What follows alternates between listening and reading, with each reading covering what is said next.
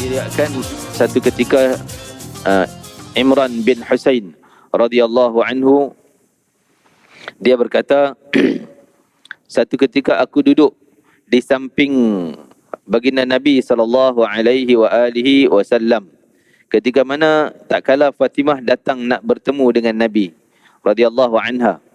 Fatimah radhiyallahu anha, dia berdiri di depan Nabi, dia tak terus meluru datang, dia berdiri daripada jauh lagi, seolah tunggu isyarat Nabi panggil datang ke ataupun jangan datang. Assalamualaikum warahmatullahi wabarakatuh. Alhamdulillahi rabbil alamin, wassalatu wassalamu ala rasulil amin wa alihi wa sahbihi wa man nasarahu wattaba'ahu wa alahu ila yaumiddin. Rabbi shrah li sadri wa yassir li amri wa hlul 'uqdatam min lisani yafqahu qawli. نوينا التعلم والتعليم والتذكر والتذكير على هنية وكل صالح شامل خير الدنيا والآخرة مع على شيخنا وعلى ما كتب الزمان. الفاتحة. أعوذ بالله من الشيطان الرجيم. بسم الله الرحمن الرحيم. الحمد لله رب العالمين الرحمن الرحيم مالك يوم الدين إياك نعبد وإياك نستعين اهدنا الصراط المستقيم صراط الذين أنعمت عليهم غير المغضوب عليهم ولا الضالين آمين. Tuan-tuan sidang Jumaat rahimakumullah, alhamdulillah, syukur pada Allah Subhanahu wa taala, kita di kesempatan pada hari yang mulia ini, peluang yang sangat berharga yang Allah berikan kepada kita berada di hari Jumaat yang mulia ini. Kita berada di rumah Allah dan kita di samping berzikir pada Allah Ta'ala, jangan lupa kita ni i'tikaf, nawaitul i'tikaf fi hadzal masjid lillahi ta'ala, sejak i'tikaf dalam masjid ini kerana Allah Ta'ala. Dan kita harap pada jemaah-jemaah muslimin yang masih berada di luar masjid, mungkin mendengar suara ini, harap dapat kita segera untuk masuk dalam masjid, beriktikaf dalam masjid, menunggu waktu salat azan dilaungkan, kerana al-intizar ila salah fahuwa fi salah, orang yang menanti atau menunggu waktu salat, ganjarannya seumpama dia sedang sibuk salat, pahalanya. Muslimin yang dirahmati Allah Subhanahu wa taala, kita ucap tahniah pada semua kerana kita dapat memanfaatkan taufik Allah, hidayah yang Allah beri pada ketika ini. Mudah-mudahan dengan peluang yang kita manfaatkan dengan baik pada kali ini akan menambah hidayah Allah berterusan, berkekalan, sehinggalah ke akhir hayat yang kita idamkan adalah husnul khatimah saat kematian. Amin ya rabbal alamin. Dan kita tidak lupa doakan juga untuk saudara mara kita se-Islam yang ditimpa musibah gempa bumi di Syria dan juga di Turki. Mudahan Allah Ta'ala jadikan kepada mereka yang terkorban di musibah tersebut sebagai mati syahid di sisi Allah Ta'ala, diampun segala dosa mereka, ditinggikan darajat mereka di sisi Allah Ta'ala. Dan mudah-mudahan itu menjadi iktibar dan pengajaran bagi kita semua umat Islam, kerana kita yakin setiap yang berlaku itu ada hikmahnya, ada berita yang Allah nak sampaikan, dan ada iktibar yang sangat baik untuk kita jadikan renungan. Bagi orang beriman, dia semakin bertambah gerun dan takut kepada Allah Subhanahu wa taala. Bagi orang yang tak beriman, dia semakin jauh dan leka daripada peringatan. Mudah-mudahan kita tergolong dalam golongan orang yang beriman, mengambil iktibar dan pengajaran, dan di samping kita saling membantu saudara kita, mungkin dengan sumbangan, dengan kewangan, dengan doa dan sebagainya. Tuan-tuan muslimin rahimakumullah, kita sambung dengan ringkas, insya-Allah kita akan berhenti awal untuk memberi peluang kepada ada atau cara yang diatur oleh pihak masjid pada 1.10 nanti, insya-Allah. Kita baca beberapa kisah mukjizat baginda Nabi sallallahu alaihi wasallam. Hari ini kita milih satu kisah bagaimana dengan doa Nabi sallallahu alaihi wasallam menghilangkan kelaparan Sayyidatina Fatimah binti Rasulillah sallallahu alaihi wasallam radhiyallahu anha. Jadi diriwayatkan satu ketika Imran bin Husain radhiyallahu anhu dia berkata, satu ketika aku duduk di samping baginda Nabi sallallahu alaihi wasallam ketika mana tak kala Fatimah datang nak bertemu dengan Nabi radhiyallahu anha. Fatimah radhiyallahu anha, dia berdiri di depan Nabi, dia tak terus meluru datang, dia berdiri daripada jauh lagi, seolah tunggu isyarat Nabi panggil datang ke ataupun jangan datang. Itu adab dia sebagai seorang perempuan dan seorang anak anda yang jaga tata sila. Kalaulah Nabi bagi isyarat datang, baru dia datang. Nabi bagi isyarat tak datang, dia akan tak datang. Dia berdiri bagi Nabi tengok, Nabi nampak dia. Maka Nabi pun nampak dan Nabi bagi isyarat suruh datang dekat. Nabi izinkan dia datang dekat. Maka Fatimah pun datang menghampiri baginda Nabi SAW sambil Nabi kata, hampirlah, mai datang dekat ni wahai Fatimah. Dia pun menghampiri baginda Nabi selangkah demi selangkah. Baginda bersabda, datang mai dekat lagi. Dia pun mendekati dengan baginda Nabi SAW. Betul-betul berdiri berdepan dengan Nabi yang jarak dekat. Dan aku jelas sekali melihat wajah Fatimah. Maksudnya si Imran bin Husain yang meriwayatkan kisah ni duduk di sebelah Nabi. Maksudnya Fatimah tu rapat betul dekat sehingga dia nampak wajah Fatimah ni wajah pucat kekuningan. Wajah pucat kekuningan. Pucat nampak keletihan, nampak pucat. Kan? Rasulullah SAW membuka jari jemari Nabi belah kanan. Kemudian baginda Nabi meletakkan telapak tangan kanan Nabi ni ke dada Fatimah, di tulang bahu, bawah bahu. Lalu mengangkat kepala dan berdoa. Jadi Fatimah tengah berdiri, Nabi duduk, Nabi angkat tangan letak kat dada di sebelah jantung Fatimah.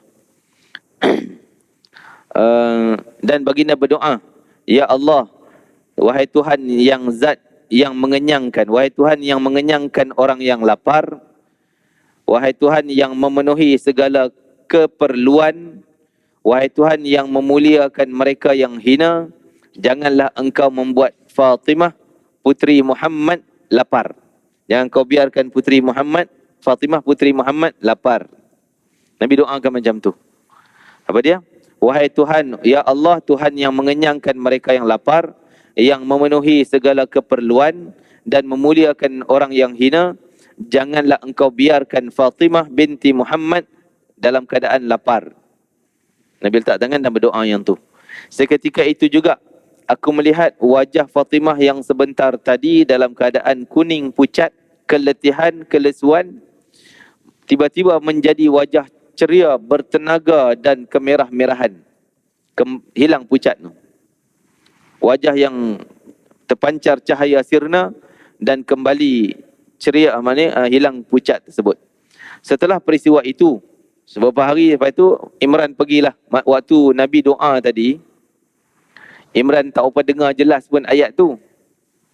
Jadi Imran ni pergilah tanya Fatimah, wahai Fatimah, apa yang Nabi baca? Fatimah dengar dan Fatimah hafal ayat tu. Cerita pada Imran ayat doa tadi. Dan Imran tanya, apa kesannya pada engkau? Maka Sayyidatina Fatimah radhiyallahu anha berkata, sejak itu aku tak pernah rasa letih, lapar dan lesu. Tak ada dah. Sejak tu aku tak rasa lapar lagi, tak letih, tak lesu wahai Imran. Kan? Kisah ini diceritakan oleh Imam Al-Baihaqi dalam kitab Dalailun Nubuwah. Terhadap kisah Fatimah radhiyallahu anha. Jadi gitulah, dengan doa Nabi, sentuhan Nabi, berubah daripada kelesuan, keletihan, kelaparan menjadi kenyang, bertenaga dan hilang pucat mukanya. Hadis seterusnya daripada Jabir bin Abdullah radhiyallahu anhuma. Dia berkata, ni kisah lain pula. Kisah bagaimana Nabi boleh pegang pokok dan minta pokok tu berjalan. Pokok berjalan, bukan tombang diheret, tak. Pokok tu berjalan macam unta berjalan. Dengan tujuan tertentu. Cerita riwayat Sayyidina Jabir bin Abdullah radhiyallahu anhuma. Beliau berkata, aku pernah bersama Nabi musafir dalam satu perjalanan, pergi ke padang, lalu di padang pasir. Apabila Rasulullah SAW terasa nak buang air kecil, nak kencing, baginda sallallahu alaihi wasallam nak buang air kecil tu, nak cari tempat sesuai lah, kan? Yang pertama sekali, Nabi SAW Nabi takkan buang air kecil, maksudnya ke tandas tempat yang terbuka, walaupun tak ada orang nampak. Walaupun tengah padang pasir tak ada siapa tengok pun, kita main hantamnya tengah padang pasir, tak boleh. Haram hukumnya. Wajib kita buang air ni di tempat yang tertutup. Jadi nasihat pada semua muslimin, kadang-kadang kita punya tandas orang lelaki kan, di RNR, di mana-mana tandas awam, ada tempat berdiri tu. Tempat kencing berdiri, yang mangkuk berdiri tu. Dia tak ada pengadang, dia sikit je. Itu kira tempat terbuka juga tuan-tuan. Jangan buang air di tempat tu. Nabi sama sekali takkan buang air tempat terbuka. Dia akan cari tempat yang berlindung juga. Sama ada berlindung dengan batu, dengan pokok dan sebagainya. Tandas zaman tu lah. Kita kalau boleh nak buang air kecil pun masuk ke tandas yang tertutup. Kan? Sebab memang ada ruang tersebut. Ni kita pergi pancut tempat berdiri juga. Tak kena pada adab Islam, dan benda tu boleh melibatkan dosa dan haram, kerana seolah kita mendedahkan buang air kecil tu tempat pada pandangan orang awam, pandangan orang. Walaupun tak ada siapa teringin nak tengok pun, tapi bila buat tempat macam tu tak elok. Jadi kata Jabir, Nabi mencarilah tempat yang sesuai. Kami singgah di satu tempat di tengah padang pasir yang tidak ada pohon atau pengadang apapun, kecuali ada dua pokok yang berasingan. Satu pokok penjuru tu, satu pokok ujung sana. Jadi kalau nak mengadang satu pokok saja, kurang pelindung lah, kurang melindungi Nabi. Baginda bersabda kepadaku, wahai Jabir, ambillah bekas dan pergilah bersamaku. Aku pemenuhi bekas, maksud ambil bekas buah air untuk jadikan basuhan. Kemudian kami berjalan menjauhi hingga hampir tidak terlihat.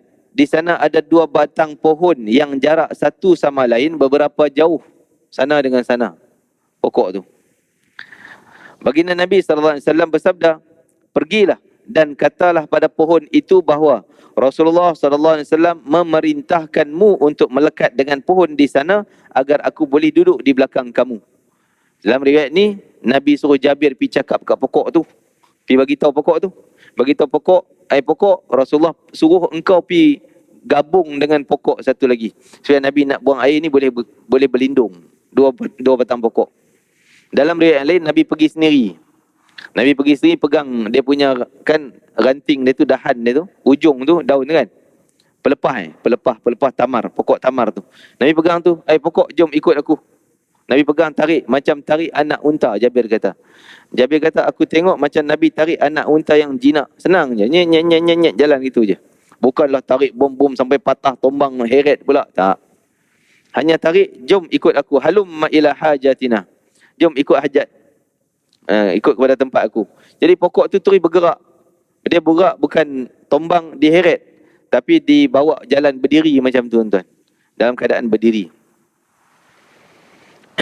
Pohon itu berjalan dan melekat pada pohon yang satu lagi, kembar gabung dengan pokok satu lagi.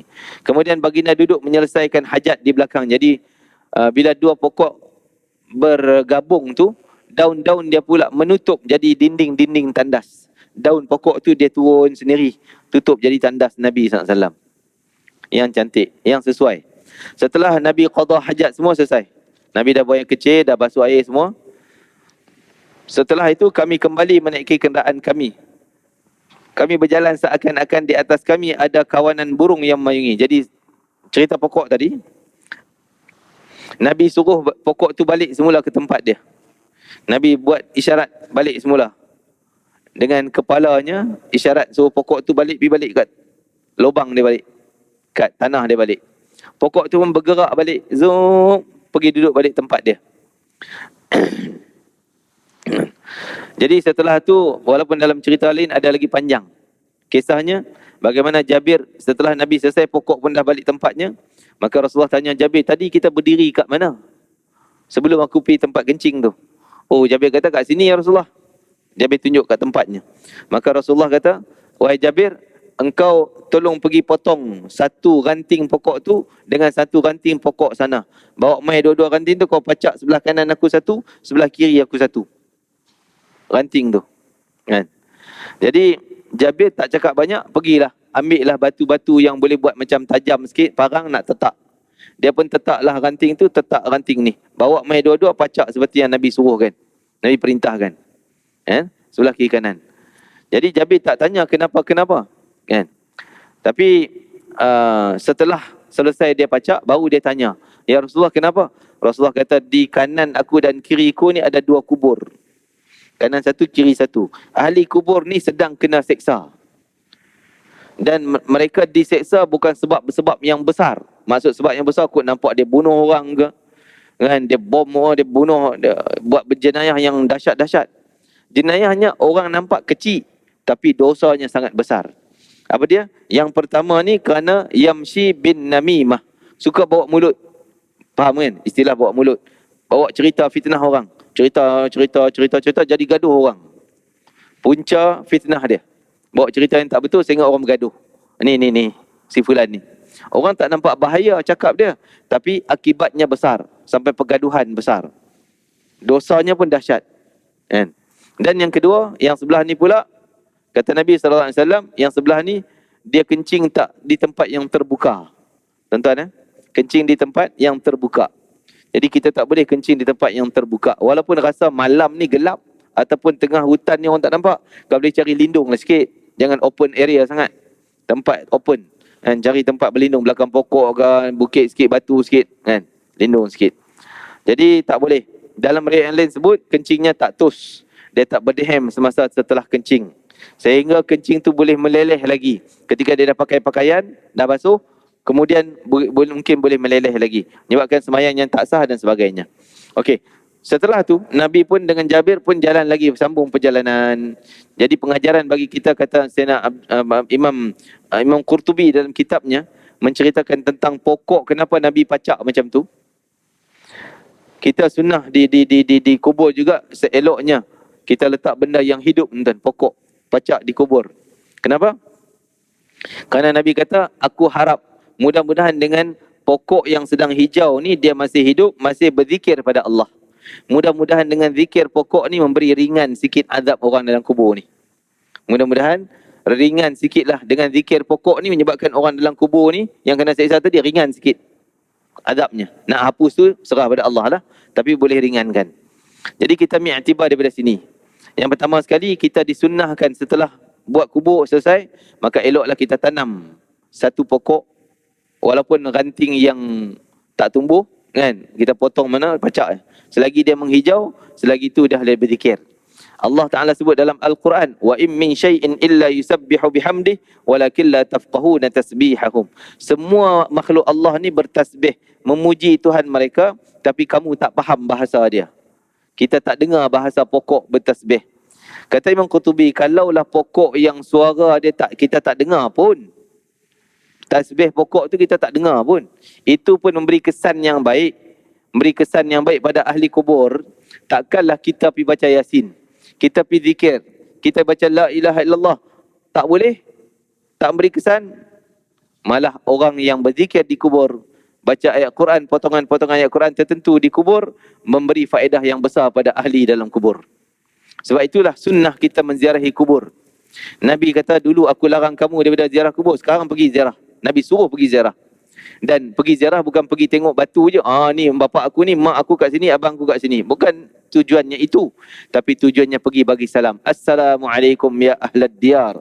Apa kandungan salam, tuan-tuan? Mereka dalam kubur buat apa pergi salam? Tapi ada faedah. Sebab dalam kandungan salam itu ada doa. Doa selamat sejahtera kamu dalam kubur. Rahmat Allah, keampunan Allah. Istaghfiru, kata Nabi, istaghfiru li akhikum fa innahum al'ana yus'alu. Atau kama qala alaihi salatu wassalam. Pergilah kamu ziarah kubur dan istighfarkan untuk dia orang. Maksudnya minta ampun untuk dia orang. Minta ampun, istighfar, ya Allah ampun dosa arwah ayahku, mak aku, abangku, semua ahli kubur ni. Istighfar untuk dia orang. Kerana mereka mungkin tengah sedang sibuk dengan soalan-soalan mungkar nakir. Supaya dengan istighfar kita memberi sikit kelonggaran pada mereka. Keringanan, kalau azab pun diringankan insya-Allah.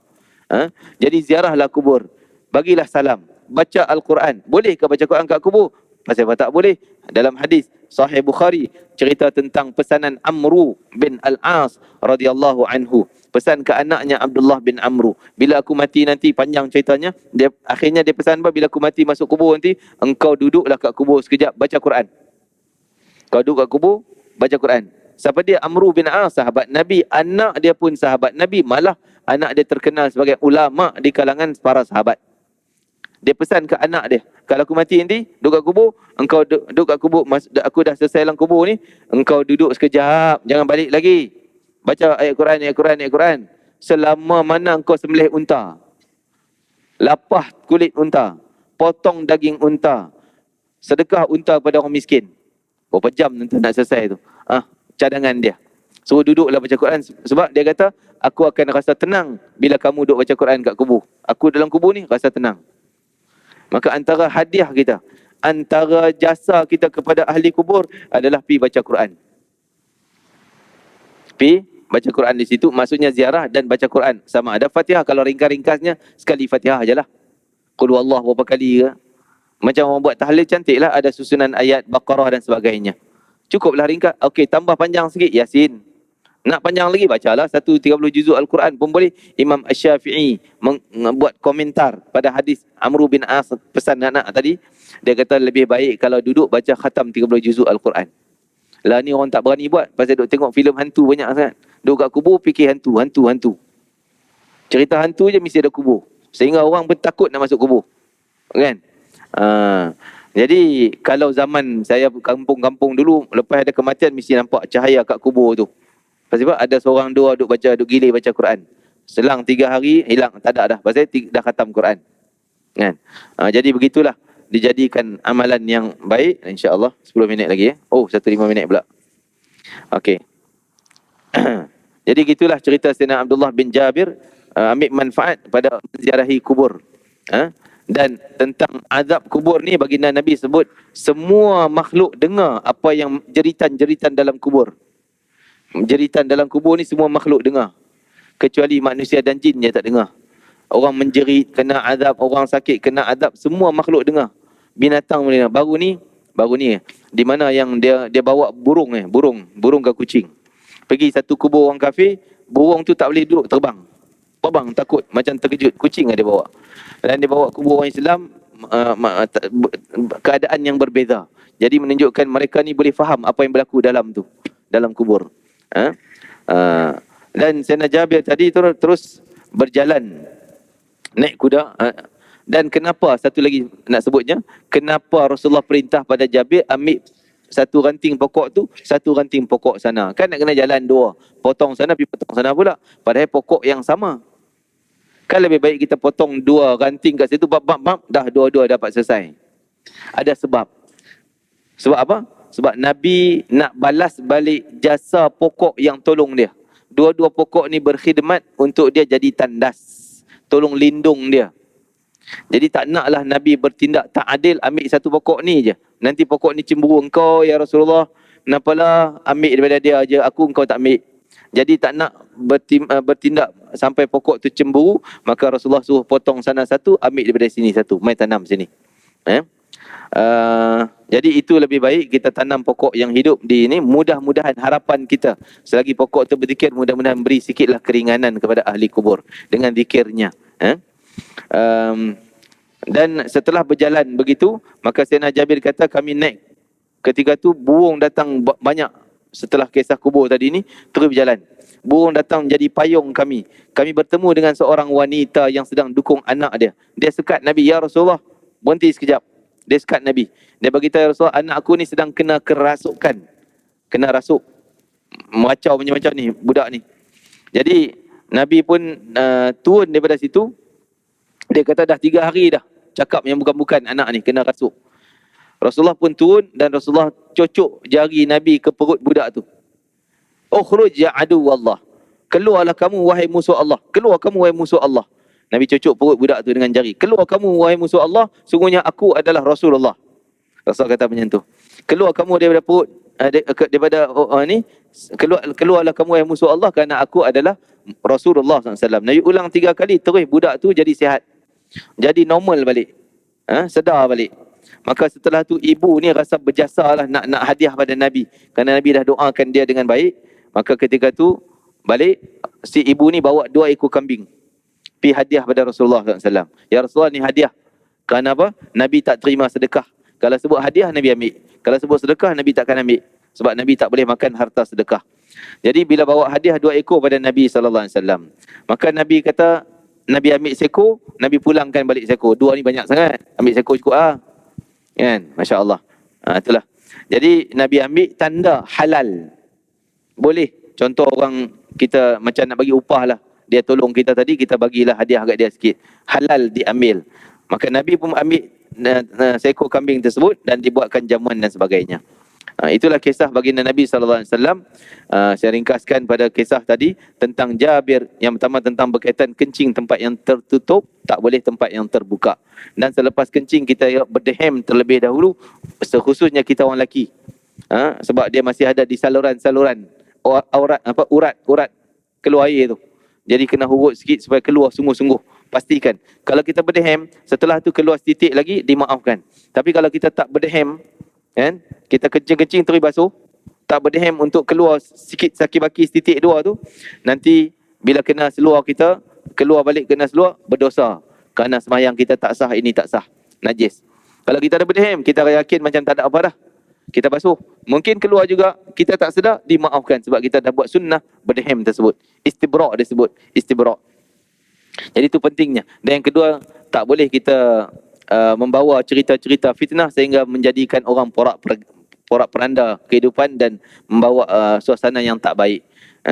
Dan tindakan tadi menziarahi kubur adalah satu sunnah. Dan bila kita datang, jangan datang sia-sia. Bacalah. Yang pertama bagi salam. Yang kedua bacalah doa apapun, istighfar ke ya Allah. Dalam bahasa Melayu pun tak apa. Ya Allah ampunlah dosa siapa kubur ni, ayah kita, mak kita. Ya Allah ampun dosa ayah kita dan seluruh ahli kubur dan seluruh umat Nabi Muhammad sallallahu alaihi wasallam. Ataupun kita baca dulu ayat-ayat Quran dan sebagainya. Ziarah kubur adalah satu benda yang sangat baik kerana dia membawa kita peringatkan kepada hari akhirat kita.